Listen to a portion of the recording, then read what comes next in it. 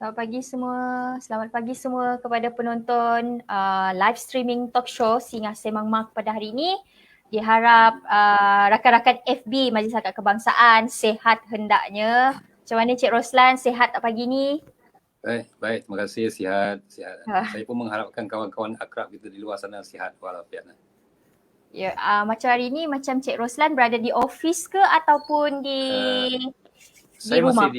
masih Work from home masih ya. di rumah dan bekerja melalui work from. Thank you. Hari ini seperti biasa siapa yang baru menonton, saya memperkenalkan diri saya. Saya Cik Roselia binti Richard. Hari ini saya bukan sebagai moderator, tetapi hari ini moderator untuk SSM kita pada hari ini untuk siri yang ke-11, Encik Roslan bin Pilus daripada Perkeso yang juga merupakan Esko Majlis Akrab Kebangsaan. Bagi yang menonton pada pagi ini, boleh komen dekat ruangan komen di bawah supaya kita notice yang tuan-puan ada bersama kita pada pagi ini. Dan bagi yang tak dapat nak tonton live streaming ni pagi ini sebab atas dasar kerja, tak apa. Yang ini recorded live streaming dan tuan-puan boleh tonton nanti bila-bila masa. Just masuk dekat Facebook Majlis Akad Kebangsaan. Yang tengah tonton boleh like dan share posting ini agar rakan-rakan FB tuan-puan sama-sama menonton live streaming kita pada pagi ini. Okey, Encik Roslan. Ya, saya. Tajuk kita pada pagi ini dia quite interesting. So pada pandangan Cik Roslan, apa your personal views regarding this tajuk? Ya, tajuk kita pagi ini Cik Ros, nilai keinsanan meningkatkan tanggungjawab akrab. Jadi sudah semestinya ahli-ahli akrab kita memang tugasannya di samping tugas hakiki, ada tugas kita kata NGO lah membantu rakan-rakan kita, membimbing rakan-rakan kita. Sudah semestinya mesti ada satu nilai yang mungkin bukan satu. Banyak nilai-nilai keinsanan, kemanusiaan tu perlu ada nak membimbing rakan-rakan kita. Jadi pokok utamanya memang nilai itu perlu adalah untuk nak menjadi seorang ahli akrab bagi membantu rakan-rakan dalam membimbing sebarang masalah. Ya. Itu bezanya maksudnya ahli akrab dengan pejabat-pejabat awam yang lain lah. Ya, betul ya. Tapi saya percaya pejabat awam lain pun nilai keinsanan pun ada. Tetapi mungkin di kalangan yang ramai-ramai itu akrab ni intan terpilih lah untuk membantu. Ya. Betul. Okey, saya serahkan ini kepada Encik Roslan untuk memperkenalkan panel jemputan untuk SSM pada hari ini. Ya. Singgah Sembang Mak. Okey, silakan. Ya, betul. Ya. Hai doktor. Hai. Baik, terima kasih Cik Ros ya. Boleh saya teruskan ya? Okay, boleh teruskan, silakan. Okey, Assalamualaikum warahmatullahi wabarakatuh rakan-rakan akrab dan juga para penonton program Singgah Sembang Mak ya. Kita bukan sembang-sembang kosong Prof ya. Kita sembang ada isi sebenarnya. Jadi untuk makluman rakan-rakan akrab di luar sana dan juga rakan-rakan pejabat awam yang lain, bersama-sama saya pada pagi ini adalah Profesor Madya Dr. Nur Jihan binti Jaafar, pensyarah daripada Fakulti Pengajian Quran dan Sunnah Universiti Sains Islam Malaysia daripada USIM ya. Dan tajuk kita pada pagi ini adalah nilai keinsanan meningkatkan tanggungjawab akrab. Jadi untuk makluman yang berbahagia Prof ya, akrab ni dah semestinya lah banyak terlibat dengan banyak berjumpa dengan orang, banyak membimbing, banyak membantu. Jadi dia ada satu nilai yang mungkin Prof akan terangkan lebih lanjut. Seperti mana yang saya kata tadi lah, nilai itu bukan nilai tempat tinggal Prof tu ya, bukan nilai 3 di dekat Seremban tu. Dia nilai yang ada value pada diri seseorang ahli akrab tu yang mungkin berbeza dengan orang lain. Jadi saya percaya Prof boleh terangkan dengan lebih lanjut kepada kami untuk nak meningkatkan kami sebagai ahli akrab dan juga mungkin pendengar-pendengar yang lain pun ada boleh rakan-rakan yang lain pun boleh mengambil ini satu inisiatif untuk nak mungkin kalau tidak dengan rakan-rakan sekerja, dengan family, dengan jiran-jiran dan sebagainya. Jadi untuk tidak melengahkan masa, saya serahkan program ini kepada Yang Berbahagia Prof dengan tajuk perkongsian ilmu pagi ini ialah nilai keinsanan meningkatkan tanggungjawab akrab. Dipersilakan Yang Berbahagia Prof. Baik, bismillah. Terima kasih Cik Oslan. Ya, saya Sebelum tu masih lama. mungkin saya share screen sekejap ya.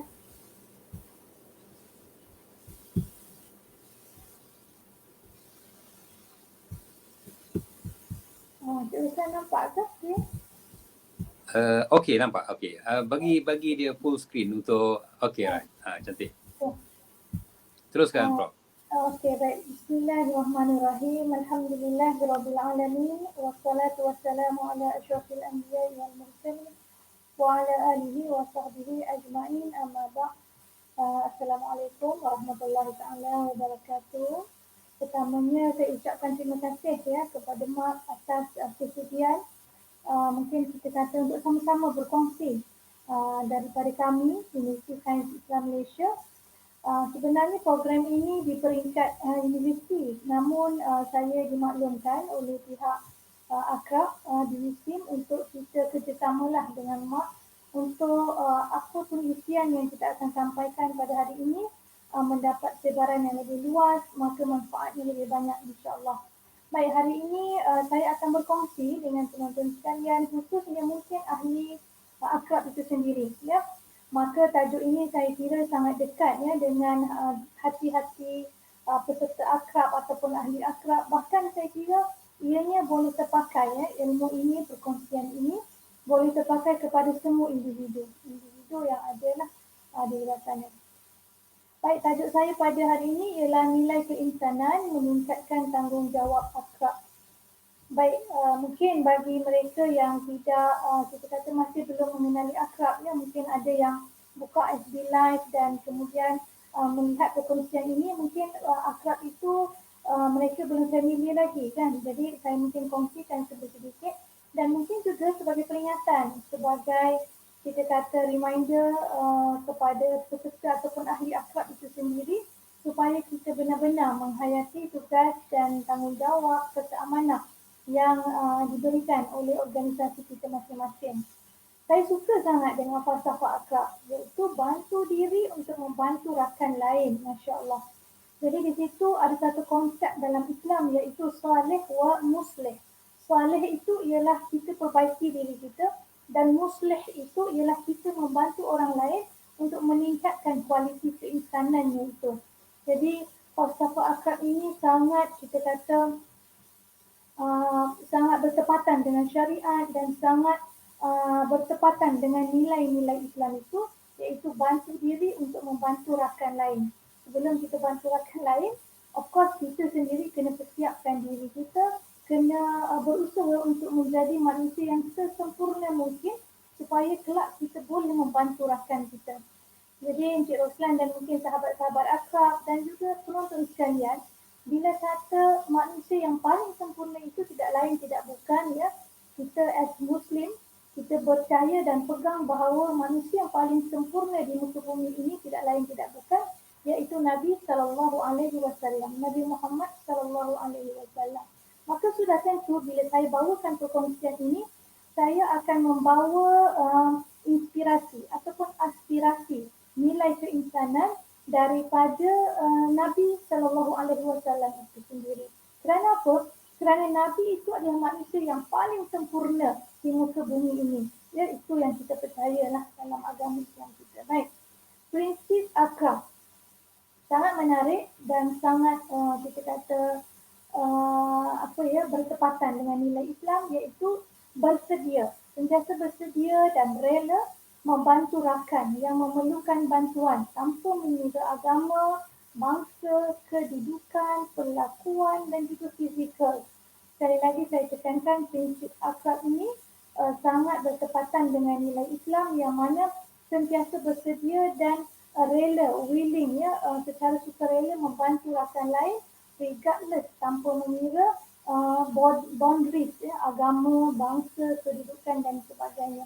Maka ini adalah satu nilai juga yang ada dalam Islam, yang mana kalau dalam sejarah Islam ya, kalau kita lihat bagaimana ketika berlakunya hijrah Nabi SAW daripada Mekah ke Madinah, mana sahabat-sahabat Nabi yang bersama Nabi ketika itu yang digelar sebagai muhajir.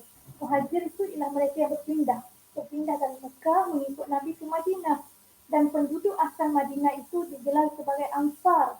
Ansar itu dalam bahasa Arab bermakna mereka yang membantu. Muhajir mereka yang berhijrah. Ansar itu adalah penduduk tetap Madinah yang membantu sahabat mereka yang baru datang, migrate daripada Mekah. Maka kalau kita belajar sejarah Islam, kita akan lihat bagaimana karakteristik ataupun peranan juga pengorbanan yang telah dilakukan oleh penduduk asal Madinah kepada rakan yang baru migrate ini. Maka butiran sejarah merekodkan banyak kisah-kisah teladan yang boleh kita ambil contoh berkaitan dengan kaum penduduk tetap Madinah yang digelar sebagai Ansar itu, yang mana mereka berkorban membantu rakan muhajir ini tanpa kita kata, tanpa ada conditional, tanpa ada syarat. Mereka membantu atas dasar ada satu nilai. Di situ yang mungkin saya akan kongsikan. Apakah faktor yang membuatkan mereka sebegitu rupa, berkorban sebegitu rupa, membantu sebegitu rupa, sehingga kan mereka ini boleh menjadi saudara yang sangat akrab antara muhajir dan juga Ansar. Maka dari situ kita lihat pula peranan akrab. Kalau yang telah digariskan, akrab itu pertama menjadi rakan yang peka, alert, yang peka kepada perasaan orang lain dan keadaan sekeliling. Maka ini adalah satu sifat yang saya kira sangat penting dalam Islam, iaitu kita panggil sifat ihsan. Ihsan itu kalau dalam konteks hubungan dengan Allah Subhanahu Wa Taala ialah kita merasakan Allah Subhanahu Wa Taala sentiasa mengawasi kita dan kita sentiasa merasakan diri kita ini sedang respon kepada Allah Subhanahu Wa Taala. Maka itu kalau saya berikan nama dalam psychological term ialah maksudnya peka. Peka maksudnya dia sedar, aware dan sentiasa live, hidup dalam keadaan semasa. So yang kedua, memberi sokongan kepada perubahan yang lebih baik. So ini juga adalah satu nilai yang baik yang sangat ditekankan Islam, yang mana kita sentiasa membantu ke arah mewujudkan surrounding yang lebih baik. Of course, kita hanya mampu mewujudkan surrounding yang lebih baik unless kita sendiri itu sentiasa dalam state of inginkan kebaikan. Okay, yang ketiga, peranan akrab. Sumber kepada rakan untuk berkongsi permasalahan. Baik. Jadi akrab ini sangat penting, sangat penting untuk memastikan ahli akrab memastikan dirinya sentiasa bersedia dan mempunyai spirit untuk memberi sokongan supaya mereka ini sentiasa bersedia untuk menjadi tempat bagi rakan-rakan lain berkongsi masalah. Okey, di situ saya ingin lanjutkan peranan akrab, yang mana sebagai peserta akrab kita bukanlah the only bekas, ya. Kita kata, saya gunakan istilah bekas. Kita bukanlah sahaja bekas yang menerima segala perkongsian rakan-rakan, namun kita adalah medium ataupun mediator, dan seterusnya bila rakan-rakan berkongsi sesuatu hal, sesuatu masalah dengan kita, maka apa yang kita bawa, kita as mediator ini, kita membawa mereka kepada satu paradigm shift yang mana perkongsian tadi hendaklah diadukan kepada Yang Maha Pencipta, Allah Subhanahu Wa Taala. So sunnatullahnya itu manusia memerlukan di another person untuk berkongsi. Itu tidak menjadi masalah, ya. Namun sebagai peserta akrab ataupun ahli akrab, kita kena membawa satu level lagi yang lebih tinggi kepada kita punya customer ataupun klien, ialah membawa mereka kepada satu proses pengaduan yang lebih total, solid dan juga autentik, iaitu mengadu kepada Allah Subhanahu Wa Taala. Dan yang keempat ialah memperkuatkan semangat rakan yang ingin berubah. Maka kalau kita nak memperkuatkan, nak bagi semangat pada orang, of course kita sendirilah kena kuat, kan. Dan kekuatan itu mana datangnya? Kekuatan itu tidak bukan datangnya daripada pencipta kita itu sendiri. Kalau kekuatan itu kita sandarkan semata-mata kepada diri, kita ini makhluk yang dicipta. Of course kita ada supreme power lagi, iaitu pencipta kita. Maka ahli akrab, kita kata akrab itu sendiri perlulah memperkukuhkan diri dengan kekuatan yang datangnya daripada Allah Subhanahu Wa Taala. Bagaimana tu? Maka di situ persandaran kepada Tuhan, persandaran kepada Allah itu menatijahkan kekuatan yang luar biasa kepada peserta akrab. Bila peserta akrab telah mempunyai kekuatan yang luar biasa itu, bolehlah mereka ini berkongsi, memberikan kekuatan, semangat kepada rakan-rakan yang lain pula. Maka itu sedikit sebanyak apa yang saya dapat kongsikan dengan penonton sekalian tentang akrab itu sendiri dari segi filosofinya, prinsipalnya dan juga responsibility yang diamanahkan kepada ahli akrab itu sendiri. Baik, tajuk kita pada hari ini baru masuk ni, iaitu nilai keinsanan. Sebelum saya pergi kepada penelitian lagi, cukup untuk saya berkongsi bersama-sama penonton tentang nilai. What is nilai? Value lah. In English kita kata value. Kalau in Arabic kita kata fadail, nilai fadail, virtues, core virtues ya. Nilai ini adalah satu keyakinan yang kukuh dan mampu bertahan lama dalam diri individu. Ia adalah belief. Nilai itu adalah satu belief yang kita pegang yang mana ianya bertahan dan kukuh dalam diri. And second, nilai itu tadi, keyakinan tadi menentukan apa yang kita yakini sebagai baik, betul, benar dalam kehidupan ini. So, nilai ini sangat penting kerana melalui nilai, keyakinan, kepercayaan yang kita pegang itu, next, ia akan menjadi kayu ukur kepada apa yang kita kata baik, apa yang kita kata betul dan apa yang kita katakan benar. Jadi di sini saya ingin ulas sedikit. Ada dua perspektif. Satu perspektif nilai yang mana dianya adalah solid, autentik dan benar. Dan satu lagi nilai yang mana dari satu perspektif ianya diukur melalui paradigm society paradigm. Okay. Satu lagi nilai ianya ditakrifkan ataupun dikonsepkan oleh kita kata kuasa yang lebih power lah, kuasa yang lebih tinggi, lebih mulia daripada manusia itu sendiri. Jadi mungkin bahasa yang lebih rendah saya gunakan, menentukan apa yang kita yakini dengan baik dan betul. Okey, macam ni. Kita as human, ya. Semua kita manusia, sekiranya setiap daripada kita menentukan sendiri apa baik, apa betul, apa benar dalam kehidupan ini, of course akan ada clash. Because we are human. Everybody have their own reason. Kenapa dia kata benda ni baik? Kenapa dia kata benda ni benar? Kan? Kalaulah nilai itu didefinisikan oleh manusia itu sendiri. So, solusinya apa?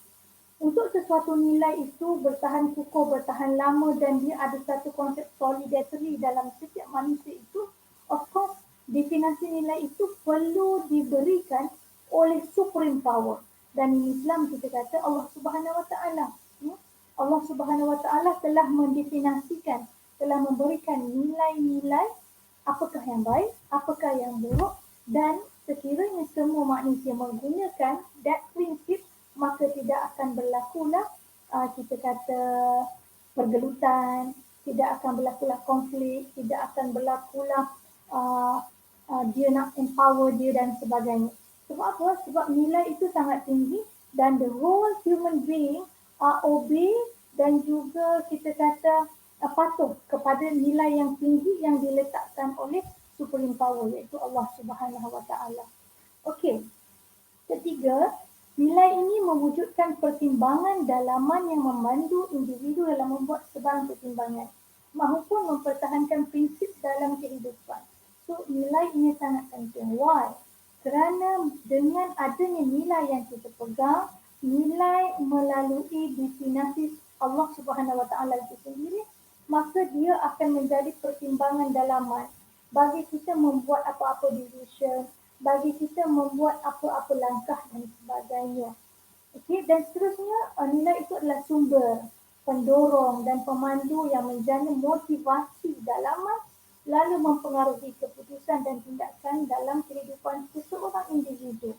So, aspek nilai, komponen nilai, faktor nilai ini sangat penting dalam diri setiap individu kita kerana dengannya lah kita akan bergerak, dengannya lah kita akan bersosialisasi dan dengannya lah kita akan move kepada the world after this lah ya, itu hereafter. Baik, kita lihat pula insan sebab tajuk kita ialah nilai keinsanan. So insan itu siapa? Situ untuk saya berkongsi dengan para penonton mungkin ini agak relax ya. Kalau nilai tadi mungkin agak heavy perbincangannya.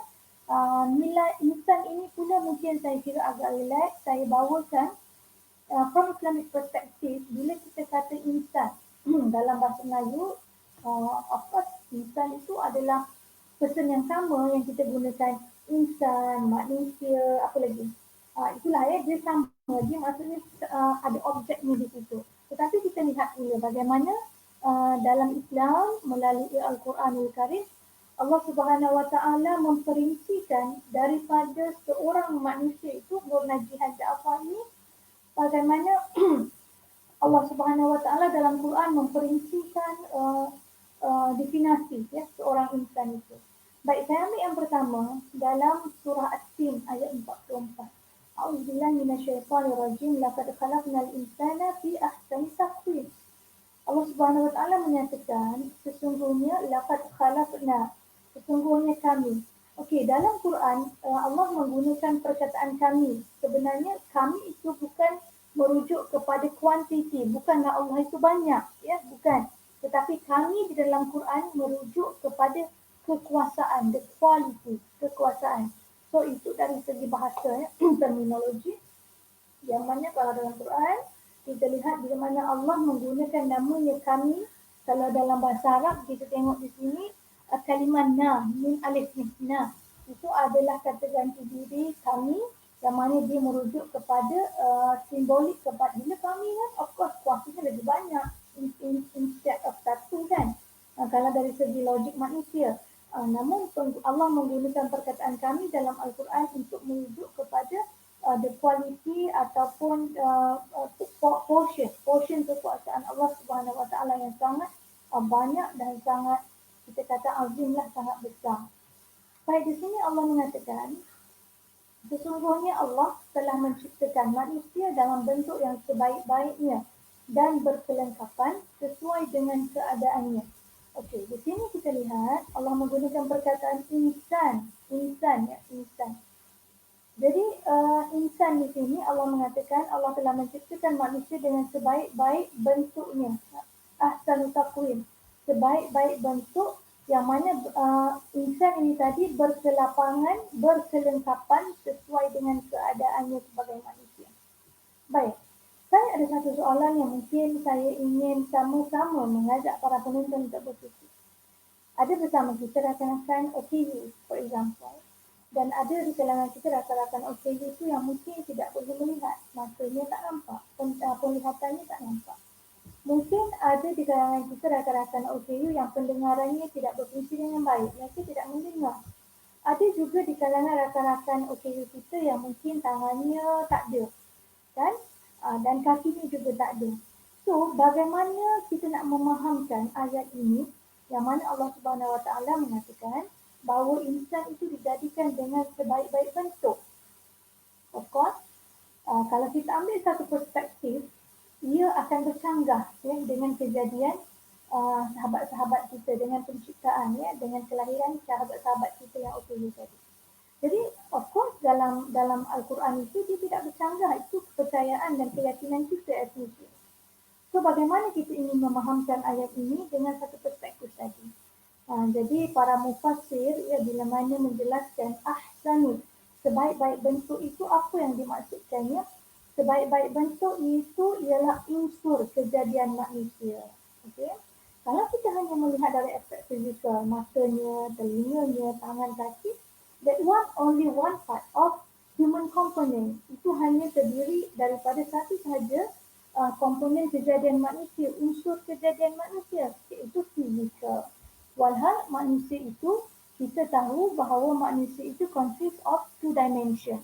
Kita ada physical dan juga kita ada yang dalaman yang dipanggil sebagai rohani. Dan dalam rohani itu dia ada akalnya di situ, dia ada nafsu dan dia ada hatinya. Jadi itu kupasan yang lebih lanjut lah. Jadi bila Allah Subhanahu Wa Taala mengatakan ahsanu taqwim, sebaik-baik kejadian itu bila mana tak ada pun manusia. Semua manusia consist of these two component, physical dan juga rohani, dalaman itu. Maka dengan adanya balance antara dua-dua ni tadi, itulah yang dikatakan sebagai ahsanu taqwim. Dan dalam Islam itu sendiri, bila mana Allah Subhanahu Wa Taala mengangkat ciptaannya, Allah menciptakan semua perkara. Allah menciptakan semua makhluknya. Manusianya, binatangnya, pokoknya, awan, matahari, bulan dan semuanya. Dan semuanya adalah untuk serve manusia ini. Kerana manusia adalah ciptaan Allah yang fokusnya, fokus semua kejadian ini adalah untuk serve kepada manusia. Dan pada manusia itu ada satu elemen yang sangat value, yang sangat bernilai. Dan elemen itu di mana antara dua komponen tadi, tidak lain tidak bukan ialah elemen rohaninya dalamannya. Why? Kenapa saya kata begitu? Dalam Islam kita believe Allah Subhanahu Wa Taala mengatakan Qulir ruhu min amri rabbi. Qulir ruhu min amri rabbi. Bila mana pada satu masa ketika Nabi SAW diprovokasikan ya oleh kaum musyrikin ketika itu untuk bertanyakan kepada Allah Subhanahu Wa Taala di manakah ruh itu, bagaimanakah rupa ruh itu dan sebagainya. Kemudian turunnya ayat Quran, Allah mengatakan, "Qul," katakanlah wahai Muhammad, "Qul ar-ruh min amri rabbi." Ruh itu adalah utusan ataupun urusan Allah Subhanahu Wa Taala. Dan roh itu adalah sesuatu daripada Allah Subhanahu Wa Taala. Jadi as Muslim kita percaya bahawa komponen yang sangat mulia, yang sangat bernilai dalam manusia itu sendiri adalah elemen dalamannya itu, iaitu rohnya itu. Of course, roh manusia itu tidak berbeza antara seorang ke seorang kerana dianya adalah wanafaktu. Allah meniupkan roh itu kepada jasad tadi, maka dia jadilah seorang manusia yang boleh bergerak dan sebagainya. Namun jangan tanya saya bagaimana Allah meniupkan roh kerana itu bukan urusan kita ya. Allah Subhanahu Wa Taala sendiri telah menyatakan itu adalah urusan Tuhan dan itu bukanlah perkara yang perlu kita kita kaji dan selidik, namun yang perlu kita kaji dan selidik adalah urusan kita sebagai manusia dan apa yang berkaitan dengan kehidupan kita di dunia. Baik. Jadi bila mana kita kata insan, nilai keinsanan itu mana letaknya? Nilai keinsanan itu letaknya ialah sumbernya adalah daripada roh tadi, daripada keadaan dalamannya itu tadi. Maka itulah yang dikatakan sebagai nilai insan. Baik. Penonton sekalian, suka juga untuk saya kongsikan bagaimana Al-Quran itu sendiri memperspektifkan manusia ya. Dalam surah Al-Hijr ayat 28 Allah Subhanahu Wa Taala berfirman, A'udzubillahi minasyaitonirrajim. Wa idh qala rabbuka lil malaikati inni khaliqun basyaran min salsalin min hama'in masnun. Baik, kita lihat di sini word bashar. Dalam Arabic, bashar juga merujuk kepada manusia.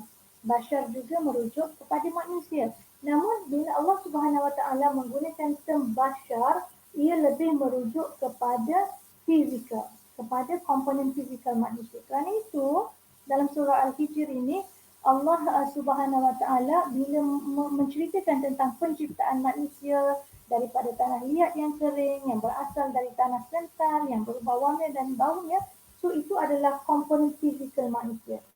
Yang mana di Islam kita percaya komponen asal manusia jasad ini adalah sangat rendah nilainya berbanding dengan roh insan tadi tu. Kerana insan itu daripada Tuhan, wa nafakhtu fihi. Allah telah meniupkan roh kepada jasad.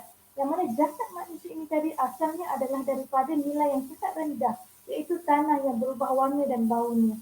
Okay? That's why bila kita kata ahsan taqwim itu tadi, bukanlah sebaik-baik kejadian itu bukanlah merujuk kepada fizikal, tetapi kepada hikmah komponen ataupun unsur kejadian manusia which is consist of roh, dalaman dan juga jasad itu tadi.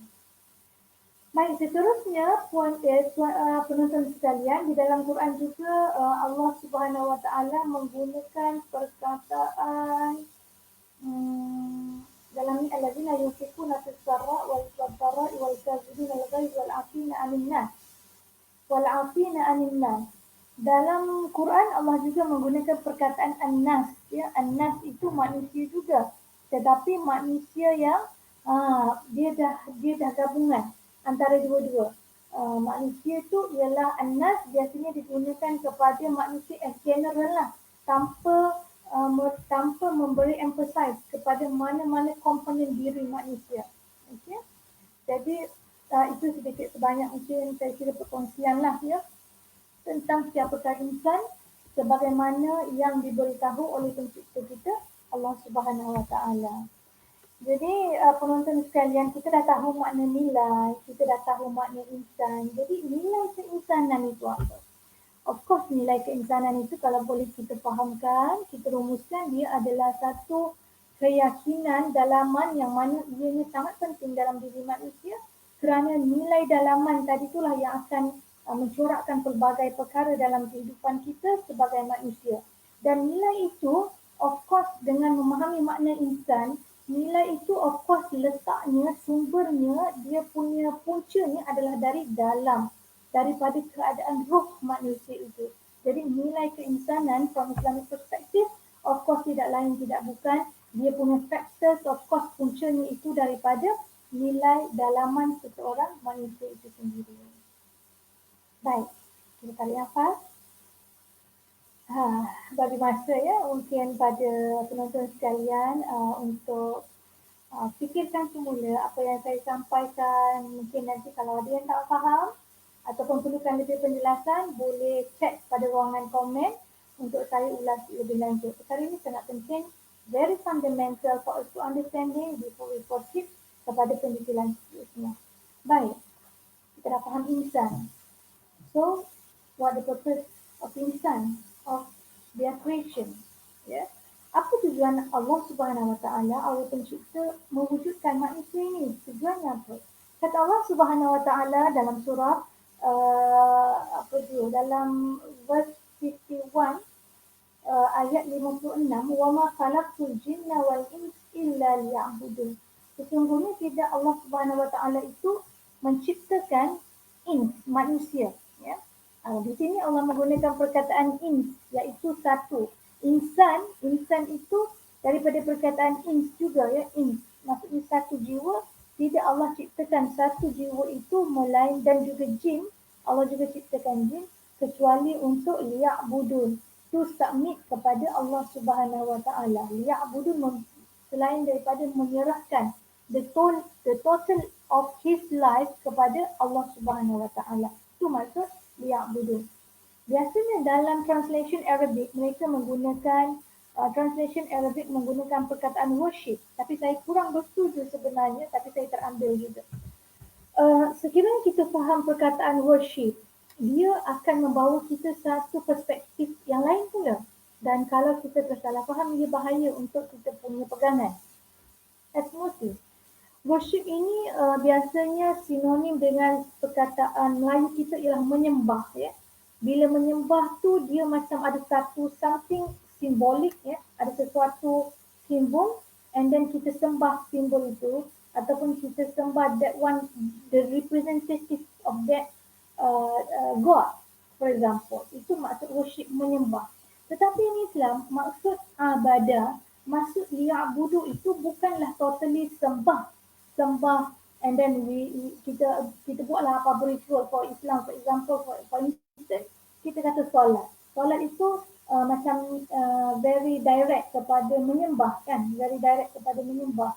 Tapi saya ada kisah menarik untuk saya kongsikan, tapi tak apalah, lain kali saja, tentang sembah orang Islam ini, ya, berbanding di other religion. Okey, perkataan sembah tu mesti ada something yang kita sembah, and then kita worship lah di situ, kan. Tetapi sebenarnya kalau kita belajar root cause perkataan abidah itu, liya'budun itu ialah penyerahan. Penyerahan what? Penyerahan diri kita kepada Allah Subhanahu Wa Taala. So, kalau kita tengok banduan yang kena serah diri, ya, contoh. banduan yang kena serah diri, dia masuk dalam penjara, so apa dia punya attitude? Dia kena akur kan?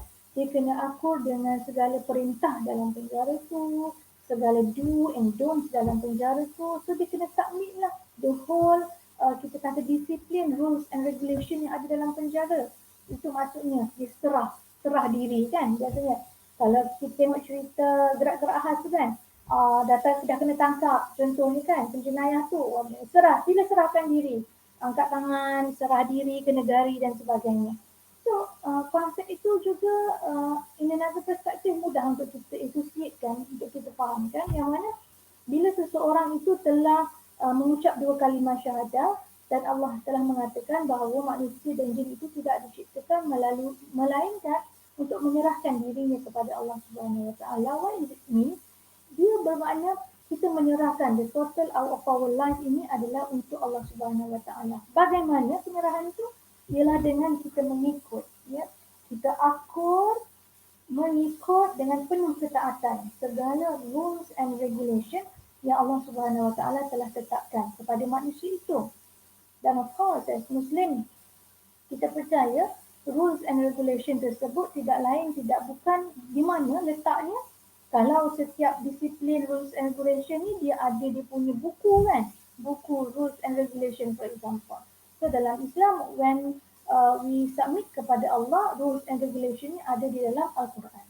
Ada di dalam Al-Quran dan juga hadis-hadis Nabi Sallallahu Alaihi Wasallam as hadis Nabi tadi sebagai exaggeration. Hadis Nabi tadi sebagai penerang kepada apa yang terkandung di dalam Al-Quran.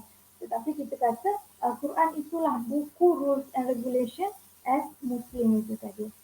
Jadi dengan memahami ya ahli akhlak, penonton-penonton live sekalian, dengan memahami tujuan penciptaan manusia dengan kefahaman sedemikian, dengan kepercayaan sedemikian dan dengan memahami makna nilai insan dan sebagainya. Okay, next kita akan move lah kepada nilai keinsanan, how dia memberi pengaruh dalam meningkatkan tanggungjawab ahli akhlak itu sendiri. Baik. Masih lagi berlejar tentang nilai keinsanan, sumbernya dan mungkin tadi saya juga telah terangkan sumbernya adalah dalaman dan saya datangkan, saya berkongsi, saya mengajak ahli-ahli akhlak untuk melihat satu daripada firman ataupun ayat Allah Subhanahu Wa Taala kepada kita semua. A'udzubillahi minasyaitonirrajim. Wa'lamu anna fikum Rasulullah law yuti'ukum fi kathirin minal amri la'anittum fi qulubikum wa karraha ilaikum walakinna Allah habbaba ilaikumul iman wa zayyanahu al-kufra wal fusuqa wal isyan ulaika humur rasyidun. Maknanya wa'lamu, ketahuilah kata Allah bahawasanya dalam kalangan kamu ada seorang rasul ya. Ini kalau kita nak faham konteks ayat Quran ni, ayat ini turunnya ketika zaman Nabi. So dia punya audience adalah sahabat-sahabat Nabi ketika itu. So kita kena faham dia punya konteks ayat ini. Allah kata ketahuilah ya wahai manusia semua, dalam kalangan kamu semua ni, dengan bangsa Arab ketika itu ada seorang rasul. Maka janganlah kemahuan atau pendapat kamu mendahului pentadbirannya. Rasul. So dalam kalangan kita bangsa Arab ni, ini Allah sebutnya, Allah sebut kepada manusia zaman Nabi itu, bangsa Arab. Kalangan kami ada Rasul. Rasul itu maksudnya apa? Messenger of God. Maksudnya Rasul itulah sebagai ketua, sebagai pemimpin. So Allah kata janganlah ikut kesuka hati kamu wahai bangsa Arab. Sebab dalam kalangan kamu ni ada Rasul, ada pemimpin, ada ketua. So janganlah kamu mendahului, janganlah you override ya kemahuan ataupun pendapat, override kepada apa yang pemimpin Rasul ini telah tetapkan.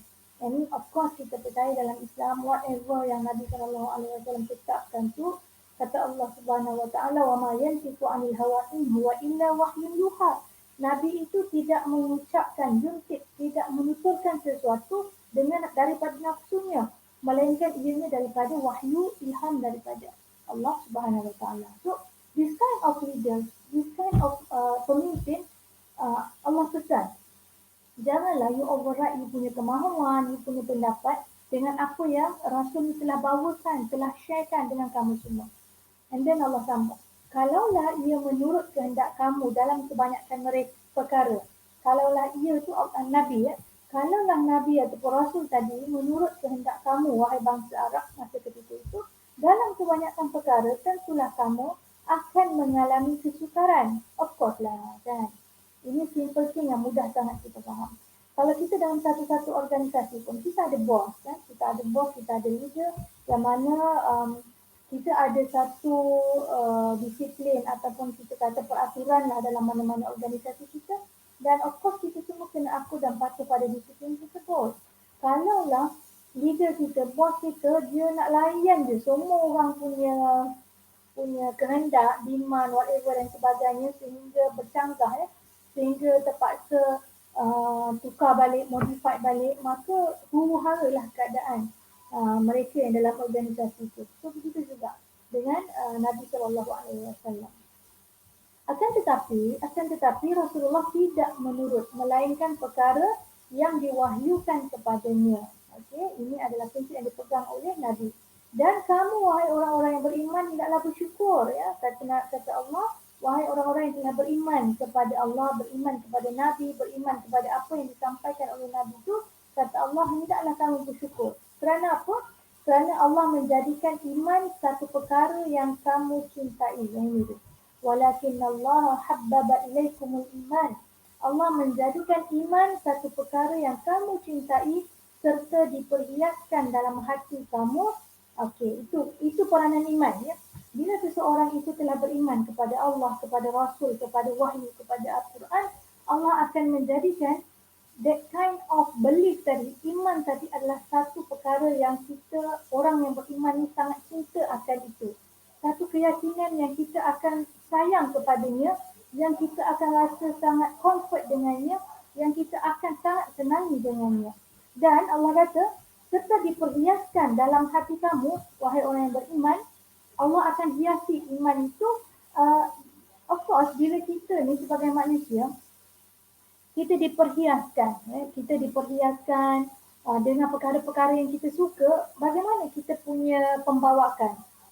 Di situ kita akan rasa kasih sayang, di situ kita akan rasa confident, di situ kita akan rasa ketenangan, di situ kita akan rasa we are support, di support dan sebagainya. Itu yang dimaksudkan dengan iman tadi diperhiaskan dalam hati kamu.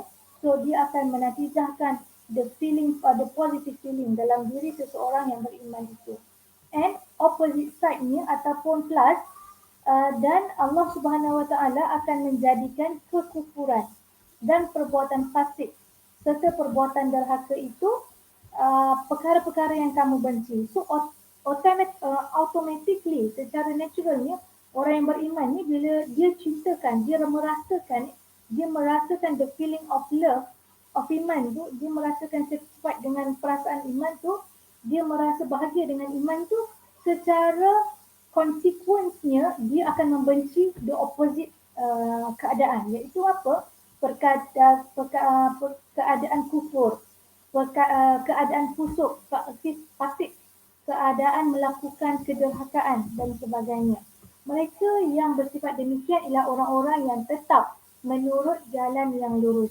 Ulaika humur rasyidun, iaitu mereka inilah orang-orang yang beriman dengan diperincikan condition dalaman dia.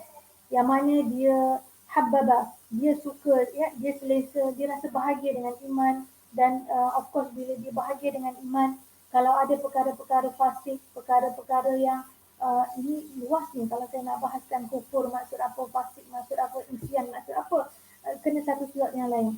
Okey, so nak senang cerita negatif perkara-perkara yang negatif secara konsekuensinya dia akan tolak. Dia naturally dia hatinya takkan suka dengan perkara-perkara itu. So orang yang beriman ini tadilah dia adalah orang yang dipimpin jalannya itu yang sentiasa Allah Subhanahu Wa Taala mengaturkan di hadapannya.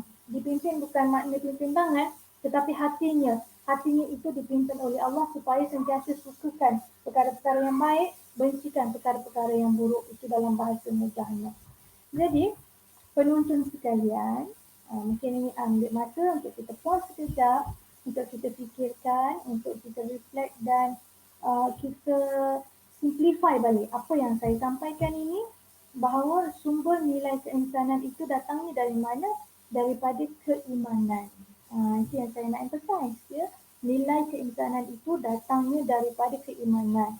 Daripada iman tu nanti dia secara naturalnya akan membuahkan kita kepada rasa ataupun satu state of sukakan perkara yang baik-baik dan bencikan perkara yang buruk-buruk secara naturalnya. Jadi dia punya foundation adalah iman. Mudah kan? Foundationnya adalah iman. Baik. Dan bila kita sebut perkataan iman ni dalam Islam, Allah Subhanahu Wa Taala berfirman ya. Saya pergi another step, mungkin a little bit deep tentang takwa. Iman itu adalah layer yang pertama. Dalam condition iman tu, dia ada satu state yang the highest state, itu takwa. Kata Allah Subhanahu Wa Taala, A'udzubillahi minasyaitonirrajim, Inna akramakum indallahi atqakum. Maksudnya, orang yang paling mulia di sisi Allah itu ialah orang yang paling bertakwa. Orang yang paling bertakwa. Allah tak sebut orang yang paling beriman, tetapi Allah menggunakan term takwa. So iman itu dia adalah, kita kata basic lah ya. Basic requirement. Dan semulia-mulia manusia dalam kalangan orang yang beriman itu adalah orang yang bertakwa. Senang cerita gitulah ya. So, kenapa saya bawa isu-isu ini dalam memperbahaskan nilai iman ya, bagaimana ia membantu akhlak, tanggungjawab akhlak dan sebagainya? Kerana ini adalah fundamental aspek. Okey. Kita tarik nafas. Okey, insya-Allah perkara ini tidaklah mungkin dia agak heavy because of what? Because mungkin kita jarang diperdengarkan, kita jarang ataupun kita dah biasa dengar tetapi kita hanya mendengar, tetapi kita kurang berfikir atas apa yang kita dengar itu. Ya. Jadi saya akan kongsikan tentang takwa. Takwa itu merupakan sifat dalaman yang mengawal kehidupan seorang insan dalam seluruh komponen dirinya. Okey, sama ada dari sudut fizikal, mental, emosi maupun spiritual supaya selari dengan tuntutan fitrah dan Islam. Okey, saya harap boleh dipahami dengan mudah. Takwa adalah hasil daripada mujahadah dan istiqamah seorang insan dalam menelusuri jalan iman, Islam dan ihsan. Okey. Jadi takwa ini adalah satu mujahadah. Mujahadah means struggling. Nak dapat level orang yang terbaik, yang paling mulia di sisi Tuhan, not easy. We have to struggle. Kita kena struggle dengan kehidupan dunia ini dan we have to continue ataupun kita kena istiqamah. Sekejap dia ada gangguan.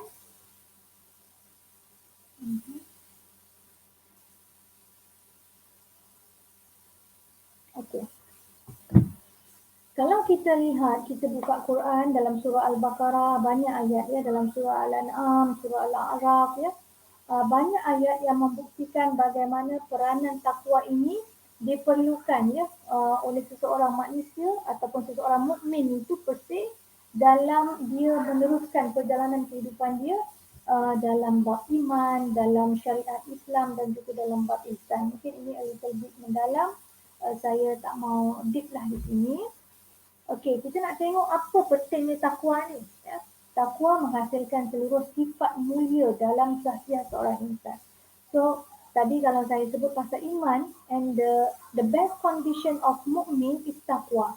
Dan takwa inilah yang akan trigger, yang akan merembeskan, bahasa mudahlah saintifik ya, yang akan merembeskan sifat mulia dalam sahsiah seorang insan. Impak takwa sangat besar kepada individu dan masyarakat. Right? Bukan sahaja dalam level individu, tetapi di level community and society dia sangat penting. Kerana ianya melibatkan hablum minallahi wa hablum minan nas. Okay?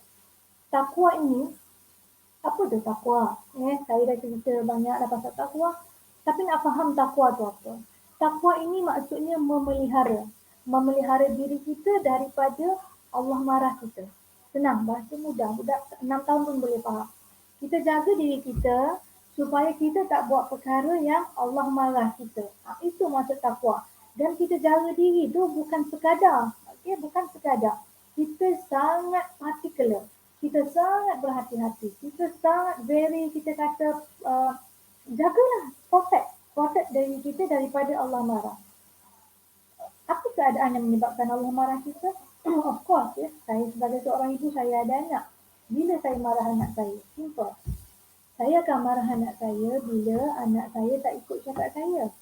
Anak saya tak buat apa yang saya minta dia buat dan anak saya buat perkara yang saya larang. Simple. Begitulah juga Allah Subhanahu Wa Taala dengan humankind ni, ya. Bila mana Allah telah meletakkan rules and regulation di dalam Quran itu, and then kita tak patuh, kita tak ikut. In what reason lah, apa sahaja reason, sengaja ataupun tidak disengajakan tu lain lah kalau kita tidak ada ilmu dan sebagainya. Tetapi tanggungjawab kita as Muslim, as orang yang beriman ialah kita hendaklah mengetahui dan mengambil tahu serta patuh, ya, kepada apa yang do and don't yang Allah telah gariskan di dalam Al-Quran.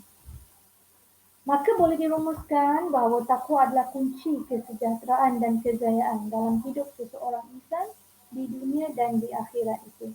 Takwa itu saya sebut dia adalah condition yang melibatkan dua hubungan, iaitu hubungan hubungan manusia dengan penciptanya. Because why we do that practice, why kita protect diri kita daripada Allah marah? Kerana kita tak Allah marah. Why? Apa impact kalau Allah marah kita? Masya Allah. Impaknya sangatlah menggerunkan. Bila Allah marah kita, bukan sahaja hidup di dunia kita akan celaka, ya, bahasa yang paling mudah celaka lah. Saya ni orang Melaka, kadang-kadang bahasa tu sangat direct tapi mudah dipahami. Maka hidup di dunia kita akan celaka, ataupun kita kata hidup dunia kita akan susah lah, ya, susah. Tapi perkataan susah tu pun kena difahami dengan makna yang sebenar, ya. Kadang-kadang orang tak cukup duit pun kita kata susah juga. Tetapi itu boleh bawa satu tajuk tentang susah. Apa makna susah, ya? Saya nak kata takwa ini membawa kebahagiaan dunia dan akhirat. Of course, sebab kita menjaga hubungan kita supaya Allah tak marah kita. Jadi bila Allah sayangkan kita, on the opposite side, Allah tidak marah kita, maka Allah akan memberikan apa sahaja yang kita inginkan, sama ada di dunia untuk kehidupan akhirat juga, dan Allah akan menjaga kita. Allah akan menjaga kita, Allah akan menyayangi kita, Allah akan memberikan segala bentuk perlindungan, ketenteraman kepada diri kita. Bawa tajuk ni kan, Allah akan berikan semuanya pada kita. Saya tak boleh hang kat situ. Sebab mungkin penonton di sana akan bertanya, saya sangat yakin dengan Tuhan. Saya sangat yakin dengan Allah. Dan saya yakin, percaya serta sedar Allah itu menjawab. Dan ustaz-ustaz selalu sebut. Ustazah-ustazah selalu sebut. Allah itu maha mendengar doa. Tapi saya sudah berdoa berulang-ulang kali. Saya sudah puas berdoa. Tetapi masih belum lagi mendapatkan apa yang saya doakan. Itu antara persoalan-persoalan lah yang selalu dikongsikan, ya, oleh kawan-kawan kita dan sebagainya untuk minta penjelasan. Jadi seperti mana para ilmuwan lain berkongsi juga, saya juga ingin berkongsi bahawa kita tak boleh samakan bagaimana kita menjawab respon anak kita dengan Allah menjawab respon kita, ya. Contohnya, kalau kita tak nak anak kita ataupun anak kita minta sesuatu, kan, contoh lain saya nak bagi mudah faham. Kalau anak kita minta sesuatu, kalau perkara yang dia minta tu adalah sangat baik untuk dia, of course sebagai ibu kita akan usahakan. Walaupun kita susah mana, kan, sebagai seorang ibu, kita akan usahakan juga, walaupun delay, tapi kita akan usahakan juga, walaupun lambat. Satu perspektif, ya. Perspektif yang kedua, anak kita minta sesuatu tetapi pada ilmu kita sebagai seorang ibu, kita tahu perkara yang dia minta itu tidak bagus untuk dia. Contoh, kalau kita ada anak yang asma, musim hujan, dia minta aiskrim. Sebagai seorang ibu yang sangat familiar dengan asma, ya, pantang larang asma, dia nak bagi tak aiskrim tu? Of course kita akan bagi. Musim hujan, asma bagi aiskrim. Memang cari padang lah. So si anak ni akan minta, so anak akan tak faham kenapa tak boleh aiskrim kan sedap dan sebagainya. Allah Subhanahu Wa Taala lebih lagi daripada kita.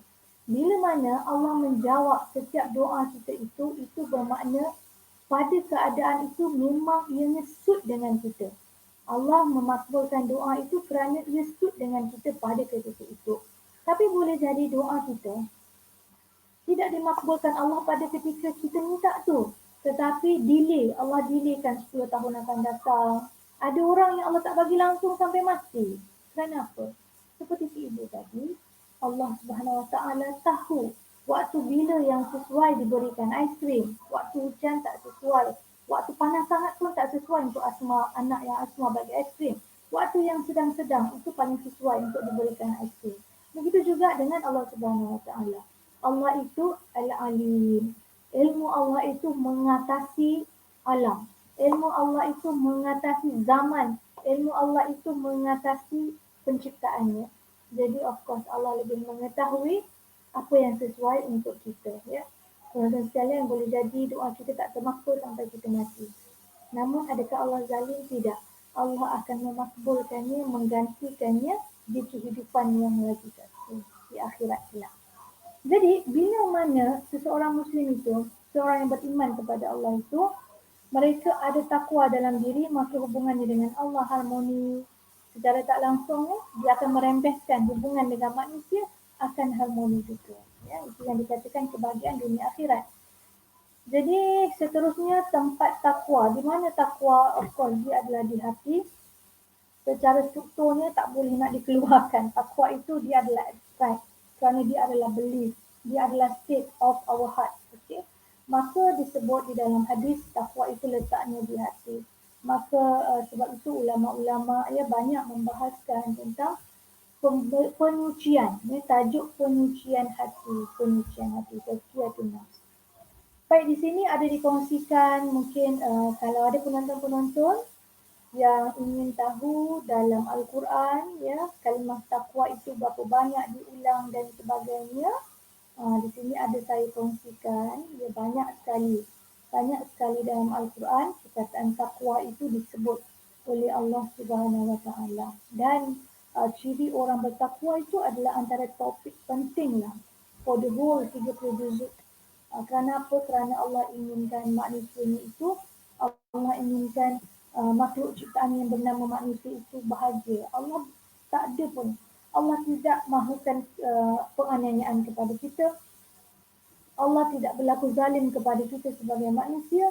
Bahkan Allah sentiasa inginkan yang baik untuk manusianya, untuk hamba-Nya, untuk penciptaannya yang bernama manusia.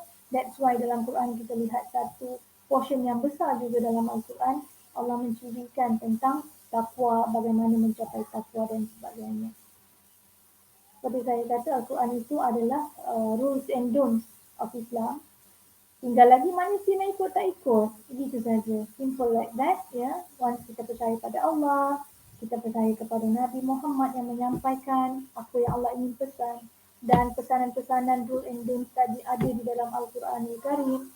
And then tinggal sahaja kepada kita as human, ingin beriman ke tidak, ingin obey, patuh ke tidak kepada rules and regulation tadi.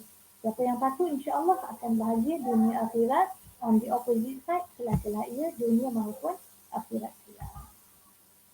Baik, kita dah mula masuk tajuk nilai keinsanan. Ya, sudah mula masuk. Kalau saya ibaratkan kita naik kapal terbang ni, tadi tu kita baru nak naik macam ni. Sekarang ni kita mula dah berada ya. Kita dah mula berada berapa ribu kaki daripada dataran pula. Daripada daratan ya. Sekarang kita dah mula masuk kepada nilai keinsanan yang mana sumbernya adalah takwa ataupun rohani tadi. Takwa menghasilkan sifat atau akhlak mulia yang boleh dihimpunkan dalam 4 sifat utama yang dikenali sebagai ummahatul fadail. So dalam Islam kita ada satu terminologi yang kita kata ummahatul fadail. Ummahat tu qa, ummun tu ibu. Ni ibulah ya. Qa, ibu kepada values, kepada nilai. Fadail tu nilai, value. Ada 4 yang asas ya, nilai dalam Islam, core values kita, iaitu pertama al-hikmah. Hikmah tu adalah kebijaksanaan. Yang mana dia ambil aspek kognitif kita, kebijaksanaan. Kemudian syaja'ah itu Arabic terms yang bermaksud Berani itu dia mengambil dominant aspek kita kata efektif kita. Kemudian kita ada ifah, mulia diri, kehormatan diri. Kemudian kita ada adil. So ini adalah 4 core virtues in Islam.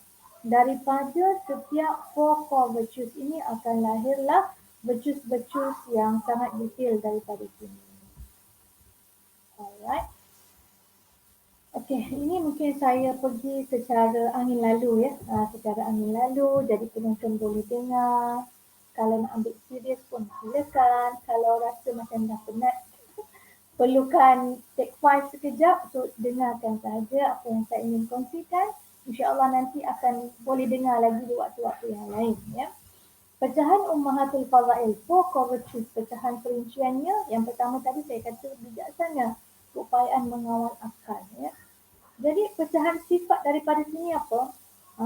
Dia akan menatijahkan kita punya values dari aspek membuat keputusan, kreatif, inovatif, saintifik, berfikiran terbuka, berbaik sangka, husnuzan, berpandangan jauh, ya, berhemah dan firasat, intuitif.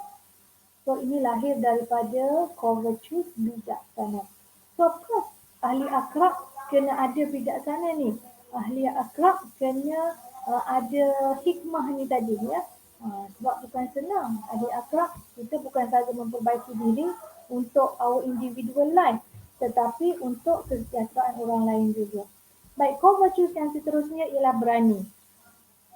Okey, berani keupayaan mengawal emosi sebenarnya, yang mana pecahannya ialah pemaaf, yakin diri, tenang, tegas, suka membantu, haibah. Haibah ni rasa confident lah, rasa satu not purely confident, dia lebih lagi daripada confident.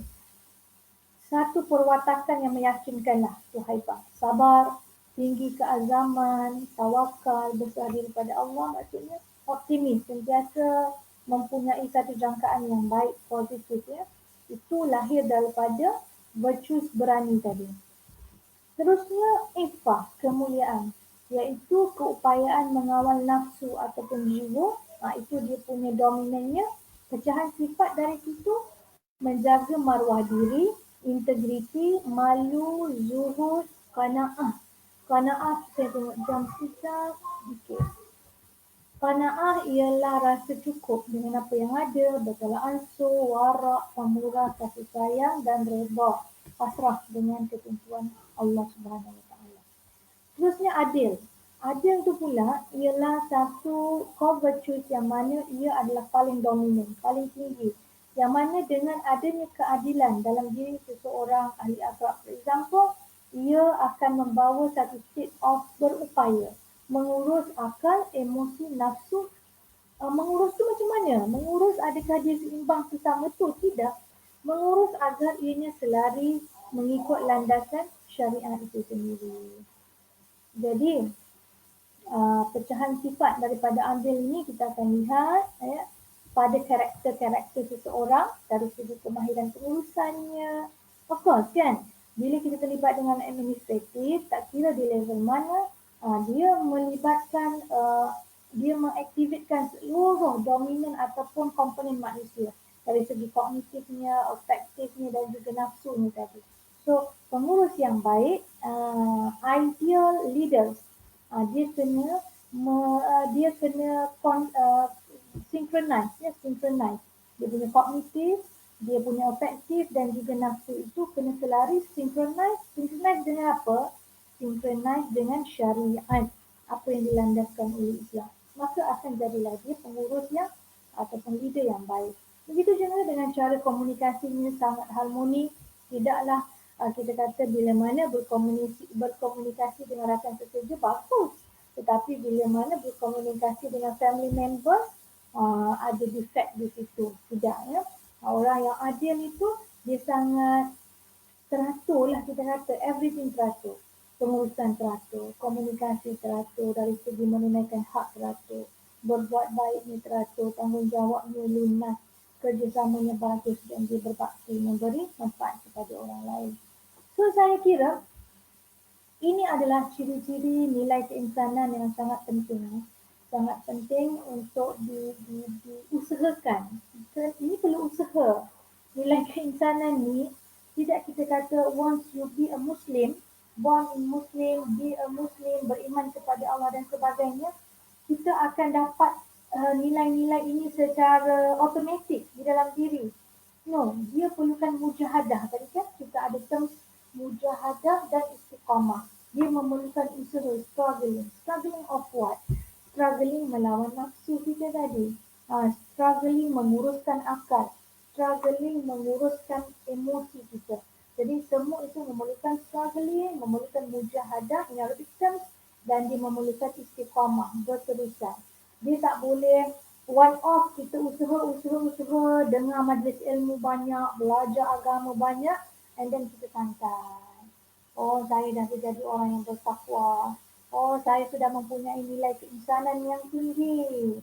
Of course, saya jadi ahli akhlak yang baik. No, dia tidak berhenti setakat itu. Hidup kita ini itulah dia, mujahadah. Sehingga bila? Kata Allah Subhanahu Wa Taala.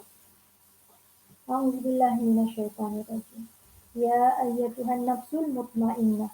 Wahai jiwa-jiwa yang tenang. Irji'i ila rabbiki. Kembalilah kamu semua wahai jiwa-jiwa yang tenang kepada Tuhan kamu. Fadkhuli fi ibadi. Maka masuklah kamu dalam golongan hamba-hambaku. Wadkhuli jannati.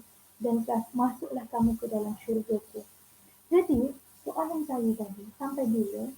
Jawapannya sampai kita diambil semula oleh Allah Subhanahu Wa Taala. Iaitu simple word sampai kita mati.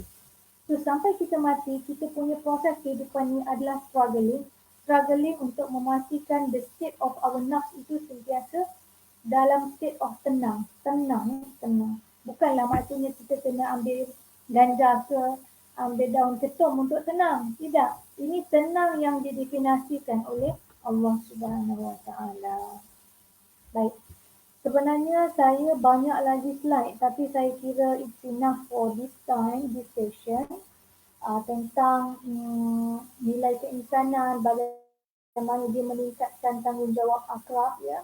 Saya pasti bila mana ahli akrab mendapat kefahaman juga kesedaran tentang dari mana datangnya nilai, bagaimana untuk memupuk nilai dan sebagainya, maka dia secara automatik ahli akrab akan faham, akan sedar dan akan kita kata melunaskan tanggungjawab yang diberikan kepada mereka. Saya tengok sedikit apa lagi yang berbaki. Masya Allah masih banyak sebenarnya, tetapi more or less dia adalah perincian. Masih tajuk yang sama tentang takwa, tentang iman, how the importance of that. Okey, saya pergi kepada kesimpulan untuk peserta akrab dan semua penonton live ini. Pertama, kita perbaiki diri kita. Itu yang disebut oleh Imam Ghazali sebagai tazkiyatun nafs, ya. Dengan cara meningkatkan keimanan dan ketakwaan for the sake of kita nak bantu orang lain, ya. Kita nak bantu orang lain. Dan sumber ke arah kesempurnaan diri itu, ya, tidak lain tidak bukan ialah ilmu yang benar. Saya sebutkan ialah ilmu. Ilmu kita banyak ilmu, banyak ilmu yang benar pun ilmu. Ada juga ilmu yang tak benar dan sebagainya. Jadi kita nak ilmu yang benar. Ilmu yang benar itu tidak lain dan tidak bukan kita beriman ilmu yang benar itu datangnya daripada wahyu pencipta, iaitu Al-Quran dan exaggeration ataupun explanation daripada Rasul Nabi SAW, dan itu yang kita namakan sunnah. Dan sebagai ahli akhlak kita memegang spirit ataupun aspirasi khairun nas anfa'uhum linnas, kata Nabi SAW. Sebaik-baik manusia di sisi Allah, ya, iaitu mereka yang memberikan manfaat kepada orang lain. So kita willing menjadi ahli akhlak, kita bersedia untuk dipanggil melakukan tugasan yang berkaitan dengan akhlak ini, tidak lain tidak bukan dia punya motif dia adalah kerana kita ingin menjadi manusia yang paling baik, sebaik-baik manusia di sisi pencipta kita. Ya, bukan kerana kita nak dapat markah, merit ke, kita nak dapat ganjaran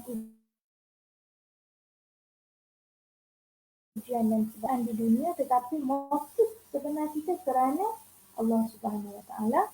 Dan yang terakhir, kesimpulan saya ialah kebahagiaan yang abadi ialah berada di syurga Allah Subhanahu Wa Taala. Hanya orang yang disayangi Tuhan, orang yang disayangi Allah, orang yang paling mulia di sisi Allah, orang yang disayangi Allah itu mereka yang akan mendapat syurga Allah Subhanahu Wa Taala. Dan itu adalah kebahagiaan yang abadi. Dengan satu hadis Nabi sallallahu alaihi wasallam, seorang sahabat Nabi datang kepada Rasulullah dan kemudian berkata kepada Nabi sallallahu alaihi wasallam, bertanya, "Ya Rasulullah, ayyun nasu khairun?" Wahai Rasulullah, manusia mana yang paling baik? Kata Rasulullah, "Man tala umruhu wa hasuna amaluhu." Orang yang umurnya panjang dan baik dia punya amalan, baik dia punya perbuatan. Kemudian kata sahabat tersebut, so siapa pula yang paling buruk ataupun manusia yang paling jahat? Paling tak elok? Kata Rasul sallallahu alaihi wasallam, "Man tala umruhu." Orang yang panjang umurnya, wasa'a amaluhu, dan buruk amal perbuatannya. Jadi ini pun memerlukan kepuasan yang lebih lanjut. InsyaAllah kita bersambung di lain masa. Dan tapi inilah saya tutup kira perkongsian saya untuk khusus untuk ahli-ahli akrab yang saya sayangi. InsyaAllah kita boleh berjumpa lagi lain kali, bertukar-tukar fikiran, bertukar-tukar ilmu dan pengalaman. Dan juga secara umumnya untuk penontonlah, pendengar yang mendengar perkongsian kita pada pagi ini.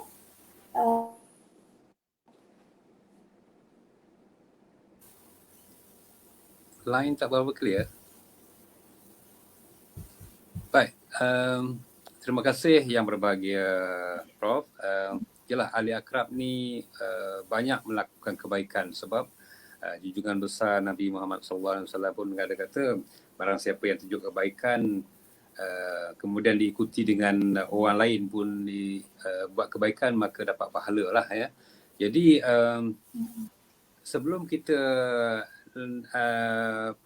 tutup yang berbagai Prof, ada satu soalan daripada Haji Syahrudin dan Haji Yusof. Salam. Jikalau seseorang itu motivasinya merudum kerana masalah jati diri, bagaimanakah hendak membangkitkan semula menjadi insan yang berguna dan cemerlang? Jadi mungkin yang berbagai Prof boleh ulas sekali lagi dan boleh relatekan dengan isu takwa,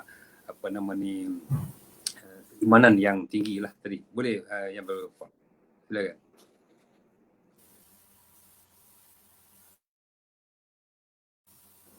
Okey. Dengar ke saya Encik Rasa? Line Ya, dengar. Tapi gambar tak bergerak, Prof. Okey. Boleh saya teruskan kepada jawapan? Gambar tak bergerak. Okey, tak apa. Yang penting dengar kan? Mungkin kan? Ya, dengar. Macam tu lah. Okey, insyaAllah. Baik, terima kasih jelas kepada yang tadi, bertanya soalan tadi, Prof. Jelas. Saya dengar. Alhamdulillah. Tuan Haji Syahrudin. Tuan Haji Syahrudin. Ya, Tuan Haji Syahrudin. Baik, Tuan Haji. Syahrudin, ya. Saya dah kongsikan dia punya prinsipnya, bagaimana kita kata tadi takwa. Saya dah kongsi. Merundumkan masalah jati diri. Baik, masalah jati diri.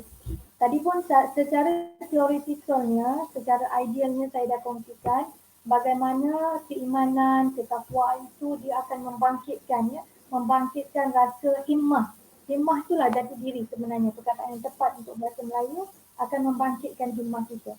Jadi kalau orang yang dah jatuh himmahnya itu, bagaimana hendak dibangkitkan semula menjadi insan yang berguna dan cemerlang. Baik, jelas soalannya. Jadi saya cuba bawakan satu alternatif kepada solution yang mungkin saya boleh kongsikan. Namun mungkin kalau Tuan Haji tanyakan orang lain, mungkin ada juga jawapan-jawapan lain. Jadi apa yang saya boleh kongsikan dengan saya punya ilmu dan pengalaman ialah Jati diri orang yang telah merundung ni hanya boleh dibangkitkan semula dengan apa? Dengan sumber asalnya tadi. Sumber asalnya takwanya tadi, ya, takwa. Sebab kita kata takwa itulah yang memberikan himmah. Jadi bila himmahnya dah jatuh, macam mana nak naikkan balik? Nak baik kena kalau macam kereta lah, ya, Haji Roslan. Kalau kita bawa kereta, steering kita tu kita dah lurus dah, tapi dia pergi juga ke sini kan. Maksudnya apa? Alignment.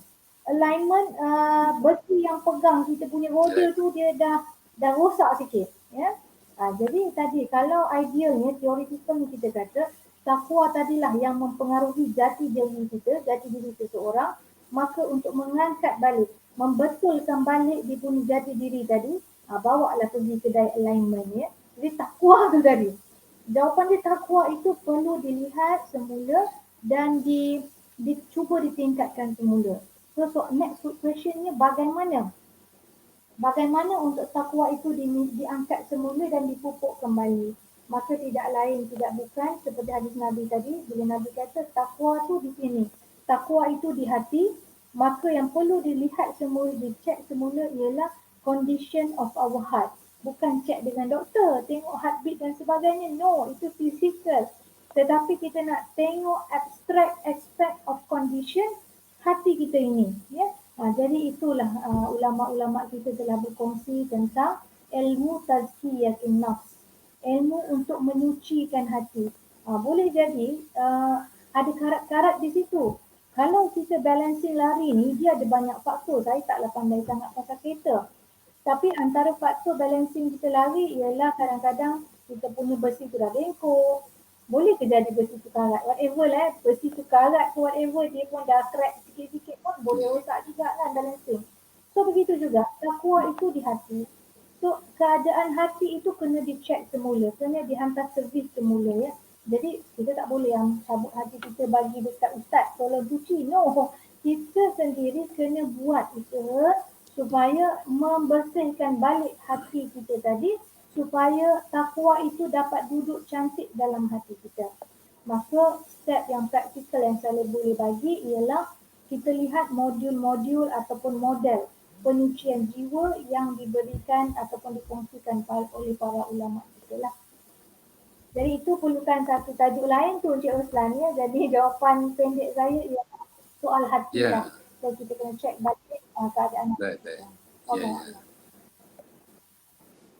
Ya, Allah. Ya, baik. Terima kasih banyak yang bagi Prof. Saya rasa cukup jelas dan menarik tajuk kita pada pagi ini, iaitu apa nama ni, nilai-nilai keinsanan untuk memperkasakan akrab untuk menjalankan peranan dan tugasnya lah. Jadi terima kasih banyak-banyak yang berbagi Prof kerana dapat bersiaran dengan kami pada pagi ini, dan insyaAllah kita akan jemput lagi di masa-masa yang akan datang. Saya harap yang berbagi Prof sudilah meluang-luangkan masa sekiranya kalau perlu kami dapatkan bantuan khidmat nasihat dan sebagainya untuk di masa-masa akan datang, ya.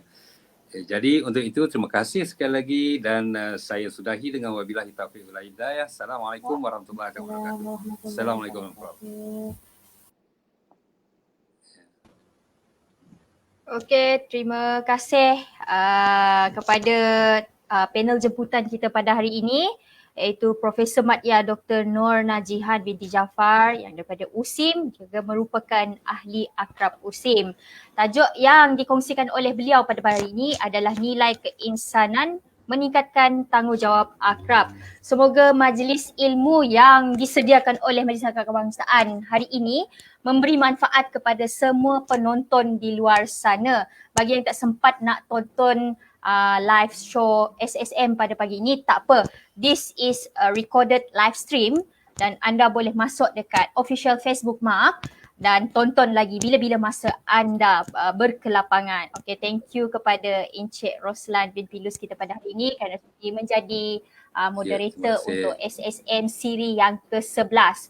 Okay, ingin saya umumkan juga berkenaan dengan Retro Beacher Akrab Run 2019. Bagi yang belum menamatkan larian, anda boleh meneruskan sehingga menamatkan larian sehingga 31 Disember.